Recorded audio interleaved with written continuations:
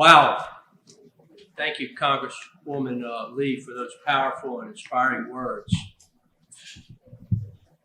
And congratulations again to all the awardees, and thank you for your ongoing service in protecting our country's promise of access to justice for all. My name is Frank Nooner. I'm from Lafayette, Louisiana, and I'm a member of LSC's Board of Directors. And this afternoon, it's my pleasure to welcome the Honorable Brett Busby to share some remarks. Justice Busby was appointed to the Supreme Court of Texas by Governor Greg Abbott in 2019. He was elected to a full term in 2020. Before joining the Supreme Court, he served on the state's 14th Court of Appeals for 6 years. He is the Supreme Court of Texas's liaison to the Texas Access to Justice Commission. And in preparing these remarks, I reached out to retired Justice Eva Guzman, who previously served in that capacity from the Supreme Court. And she described Justice Busby's work. Says his work on the commission has been characterized by a selfless dedication to the underserved. And he has never failed to inspire others to do the same. And I know as proud as he is of his work on the commission, he's even more proud of his children.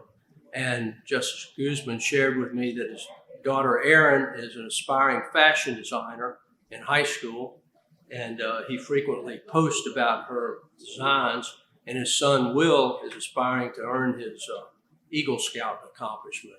Please join me in welcoming Justice Busby.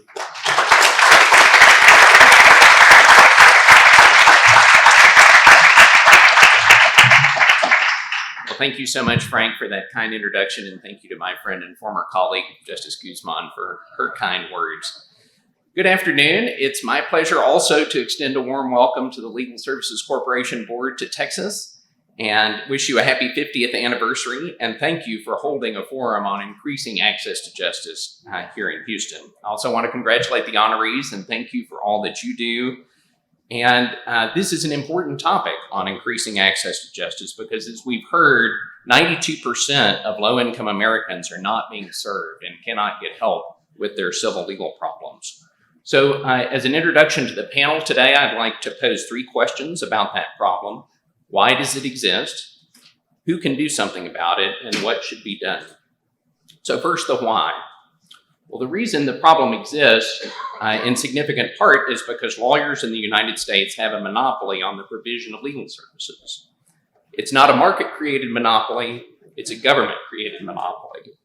It hasn't always been that way in our history, and there are certainly reasons for it, ensuring quality and protecting the public from unscrupulous actors, among others. And we as lawyers have been very successful at establishing, expanding, and protecting that monopoly. For example, we require 3 years of increasingly expensive professional school, plus a licensing exam. We offer no multi-level licensure, as the medical profession does, and we permit no private investment from outside the profession that could help provide needed services, as many other professions allow. And make no mistake, we have done so at the expense of those who need legal services but cannot afford to pay monopoly rates, as the data I just mentioned irrefutably shows. So who's responsible to make change? The regulators of the legal profession who set up this monopoly in the first place, legislatures and courts. It's the constituents who elected us who are not being well served by the system we set up. They are not the constituents of legal trade associations, the bar associations. Those groups represent the supply side, the lawyers.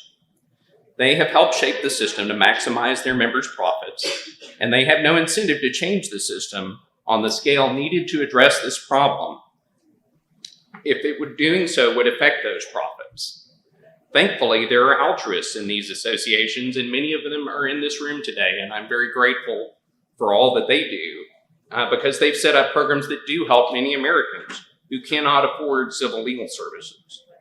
But these groups are in a difficult position because they also represent rational economic actors who, unsurprisingly, don't want to give up their monopoly rents. So it's the regulator's responsibility to have an honest and frank conversation with suppliers of legal services and say, if you want this artificial government-created monopoly to continue and the extra profits that come with it, we must work together to ensure that it provides better services for the demand side, for the clients. So what can be done to bridge this justice chasm? Government funding is essential, as the LSC knows better than anyone.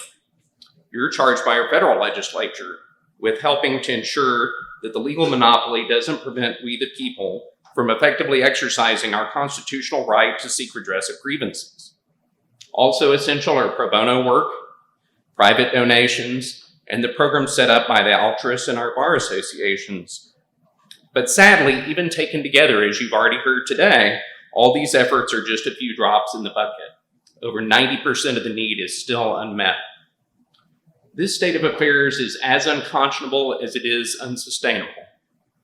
Many trial judges throughout America, faced with a deluge of self-represented litigants, have been forced to seek help ad hoc from outside the legal system to cope. Systemic change is the only way to address this vast problem effectively, while also protecting the public. The time for talk about what others can do to help is long past. It's time for all of us in this profession to put our money where our mouths are. So our court asked our Access to Justice Commission to start by looking at two areas of change, which some other states are already trying.